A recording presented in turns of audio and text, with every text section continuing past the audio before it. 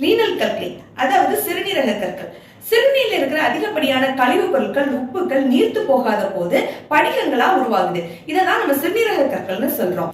இந்த சிறுநீரக கற்கள் உருவாவதற்கு ஒரு சில உணவுப் பொருட்கள், சில மருந்துகளுடைய பின்விளைவுகள், சில கிருமி தொற்றுகள் மற்றும் மரபு வழி போன்ற பல காரணங்கள் சொல்லப்பட்டாலும், தேவையான அளவுக்கு தண்ணி குடிக்காததும், உடல் எடை ஆரோக்கியமா மெயின்டைன் பண்ணாததும், உணவுல அதிக அளவு உப்பு மற்றும் சர்க்கரையை சேர்த்துக் கொள்வதும் தான் முக்கிய காரணங்களா சொல்லப்படுது.